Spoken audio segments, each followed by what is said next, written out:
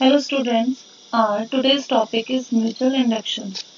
In this video lecture, we will learn about mutual induction. We will see its video, its coefficient of mutual inductance and all. Okay, now let's start with the topic.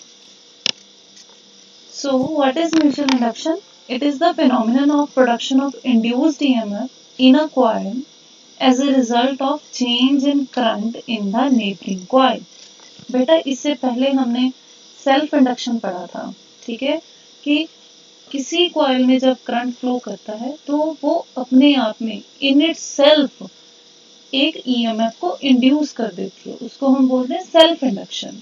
लेकिन यहाँ पे क्या phenomena है, हमने यहाँ पे दो coils ली हैं, एक में से करंट फ्लो करेगा, अगर उसका करंट जो उसके साथ मैग्नेटिक फील्ड एसोसिएटेड होगा, उस मैग्नेटिक फील्ड के कारण, उसके चेंज होने के कारण अगर दूसरे कॉइल में करंट इंड्यूस हो या ईएमएफ इंड्यूस हो, उस प्रोसेस को क्या बोलते हैं हम, म्यूचुअल इंडक्शन। ठीक है, it is the property by virtue of which two closely lying coils oppose any change in the strength of current flowing through the other by developing an induced EMF. Oppose क्यों करता है बेटा, हमने Lenz's law में पढ़ा था कि जो इंड्यूस्ड ईएमएफ की डायरेक्शन होती है वो किस तरफ होती है, it opposes the change which produces it.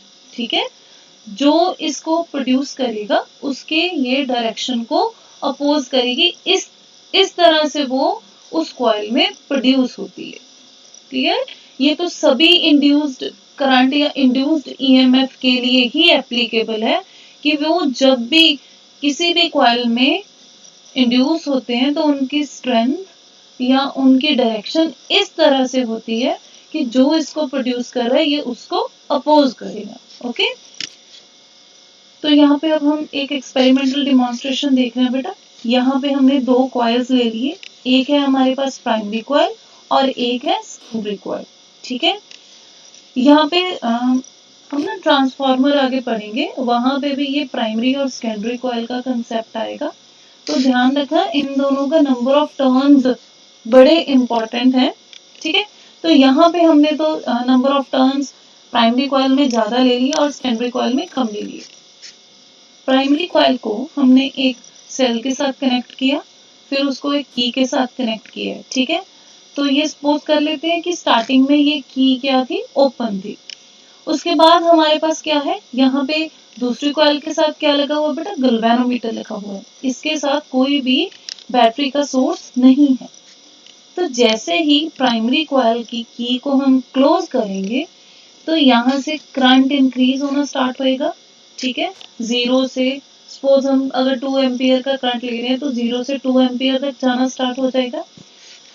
उसके बाद जब करंट इंक्रीज करेगा तो जो इसके साथ मैग्नेटिक फील्ड एसोसिएटेड है वो भी क्या होएगा, इंक्रीज होएगा। जैसे जैसे मैग्नेटिक फील्ड चेंज होएगा या इंक्रीज होएगा और उसका इफेक्ट इस सेकेंडरी कॉइल तक आ रहा है, तो इस सेकेंडरी कॉइल के साथ भी मैग्नेटिक फ्लक्स क्या हो रहा है, चेंज हो रहा है, और changing magnetic flux induces EMF और करंट। जैसे ही ईएमएफ इंड्यूस हो गए या करंट इंड्यूस होगा, गैल्वेनोमीटर क्या देगा, डिफ्लेक्शन।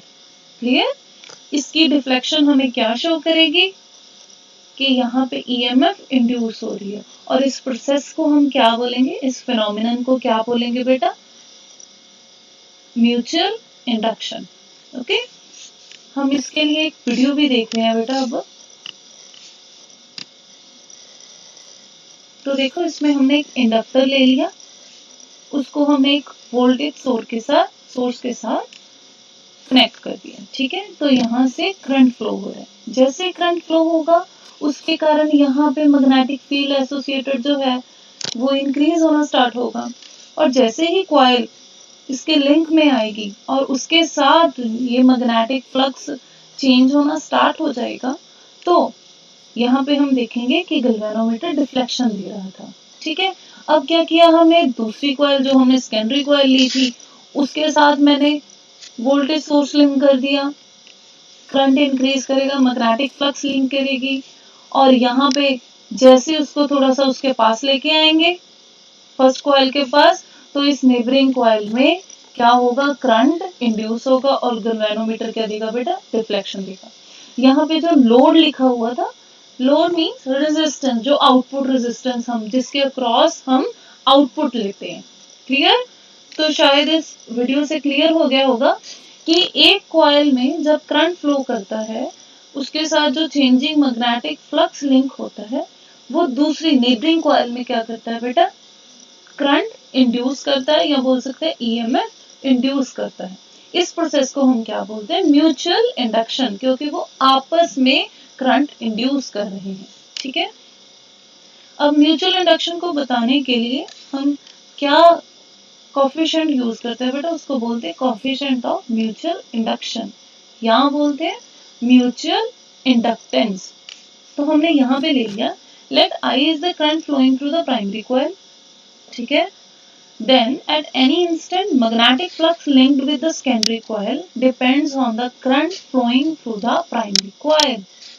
किसी भी टाइम पे जो सेकेंडरी कॉइल, जो नेबरिंग कॉइल थी, उसमें जो मैग्नेटिक फ्लक्स लिंक हो रहा है वो मैग्नेटिक फ्लक्स किस चीज पे डिपेंड कर रहा है, जितना ज्यादा करंट प्राइमरी कॉइल में फ्लो करेगा, क्योंकि जितना ज्यादा करंट होगा उतना उसके अराउंड स्ट्रॉन्ग मैग्नेटिक फील्ड होगा, उसको उतना ज्यादा फ्लक्स चेंज करेगा, जितना फ्लक्स उसमें चेंज करेगा प्राइमरी कॉइल में उतना ही सेकेंडरी कॉइल में मैग्नेटिक फ्लक्स चेंज होगा। ठीक है, तो magnetic flux linked with the secondary coil depends on what, it depends on the current flowing through the primary coil.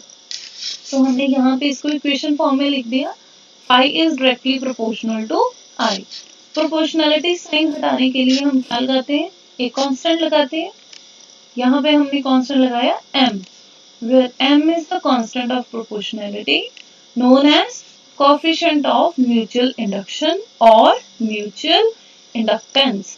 Okay, अगर हम कोएफिशिएंट ऑफ म्यूचुअल इंडक्शन को, यहाँ बेटा हम बोलेंगे कोएफिशिएंट ऑफ म्यूचुअल इंडक्शन, यहाँ सिंपल बोलेंगे म्यूचुअल इंडक्टेंस, दोनों वर्ड को कंफ्यूज ना करना। ठीक है, अगर हम कोएफिशिएंट को अब डिफाइन करना चाहें तो कैसे कर रहे हैं, यहाँ पे आई की वैल्यू मैंने ले ली 1, मतलब 1 एम्पीयर, तो phi is equals to m।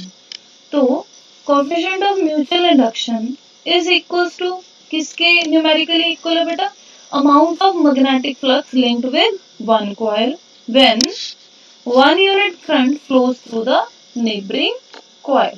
ठीक है, एक कॉइल में करंट फ्लो करेगा, दूसरी कॉइल में जितना मैग्नेटिक फ्लक्स लिंक्ड होगा न्यूमेरिकली वो किसके इक्वल है, कोएफिशिएंट ऑफ म्यूचुअल इंडक्शन के। Is it clear?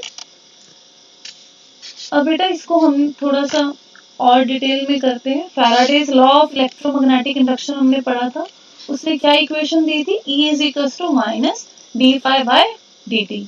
यहाँ पे हमने फाई की जगह पे क्या वैल्यू पुट कर दी, एम आई, अभी हमने निकाला पीछे phi is equals to M I. बेटा ये याद रखना है, छोटे छोटे फॉर्मूले ये न्यूमेरिकल्स में यूज होते हैं। ठीक है, हमने फाई की जगह पे एम आई पुट कर दिया, एम इज अ कांस्टेंट।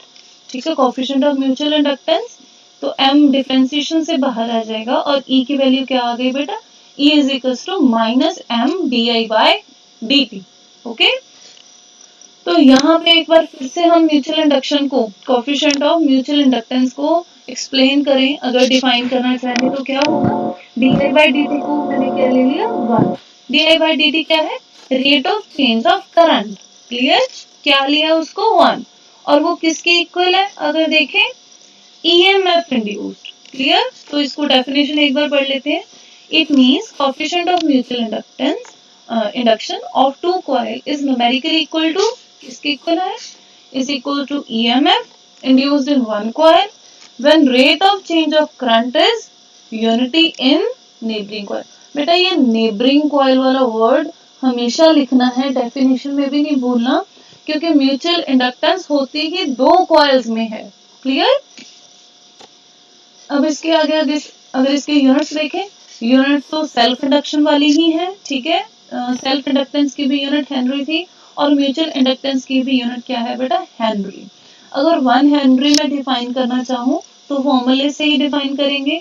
तो 1 हेनरी म्यूचुअल इंडक्टेंस कब होगी, जब rate of change of current भी कितना हो 1 और ईएमएफ इंड्यूस्ड भी कितनी हो 1। इसको एक बार रीड कर लेते हैं। Coefficient of mutual induction of two coil is said to be 1 Henry when the rate of change of current of 1 ampere per second is 1 in one coil induces an EMF of 1 volt in neighboring coil. Okay? और इसका dimensional formula बेटा इसको drive करके देखना कि कैसे निकलता है, ठीक है। बट इसका फॉर्मूला क्या होता है, ml2 t minus 2 a minus 2. Okay? So that all was the topic related to mutual induction. This is very important topic. बेटा जो भी इस यूनिट में हम टॉपिक कर रहे हैं वे बड़े ही इंपॉर्टेंट हैं, ठीक है, क्योंकि इसमें से 3 मार्क का क्वेश्चन आता है और ये सारे आर्टिकल ही उस अकॉर्डिंगली ही हैं, ठीक है। तो ध्यान से एक बार पढ़ा करो इसको। थैंक यू बेटा, थैंक यू सो मच।